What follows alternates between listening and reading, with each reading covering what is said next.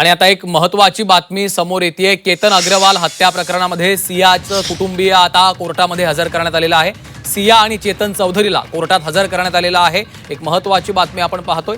दोघांची देखील पोलीस कोठडी आज संपली आहे। थोड्याच वेळात आता कोर्टात सुनावणी होतीये। सिया आणि चेतन चौधरीला कोर्टामध्ये हजर करण्यात आलेलं आहे। कोर्टाच्या निर्णयाकडे आता लक्ष लागलेलं आहे। सियाचे कुटुंबीय देखील कोर्टामध्ये उपस्थित आहेत।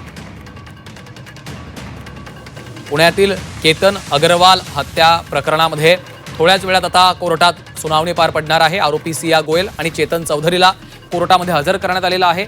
या प्रकरणात युक्तिवादाला सुरुवात देखील झाल्याचं समजतंय। सियाचं कुटुंबीय कोर्टामध्ये सध्या उपस्थित आहे। दोघांची देखील पोलीस कोठडी आज संपलेली आहे, त्यामुळे त्यांना कोर्टात हजर करण्यात आलं। केतन हत्या प्रकरणामध्ये युक्तिवादाला सुरुवात झालेली आहे आणि सियाचं कुटुंबीय देखील सध्या कोर्टात उपस्थित झालेलं आहे असं आपल्याला समजतं। दोघांची देखील पोलीस कोठडी आज संपलेली आहे, त्यामुळे आता त्यांना कोर्टात हजर करण्यात आलेलं आहे। आज कोर्ट या संदर्भात काय निर्णय देतं याकडे सर्वांचं लक्ष लागलेलं आहे।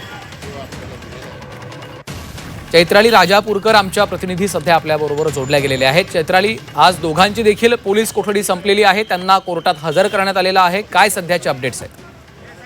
निश्चितच आपण पाहतो केतन अग्रवाल हत्या प्रकरणातील आरोपी सिया गोयल आणि चेतन चौधरी या दोघांची पोलीस कोठडी जी आहे ती आज संपत आहे आणि दोघांनाही आता न्यायालयामध्ये दाखल करण्यात आलेलं आहे। पोलीस त्यांना घेऊन कडक पोलीस बंदोबस्तामध्ये या दोघांनाही वडगाव मावळ सत्र न्यायालयामध्ये जे आहे ते दाखल करण्यात आलेलं आहे। सध्या सुनावणी जी आहे ती सुरू करण्यात आलेली आहे।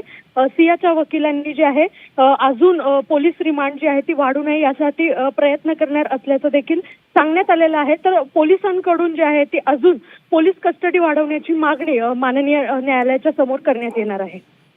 निश्चितच, त्यामुळे आता कोर्ट या संपूर्ण प्रकरणामध्ये युक्तिवादाच्या नंतर काय निर्णय देतं हे देखील पाहायचं आहे। धन्यवाद चैत्राली या माहितीसाठी।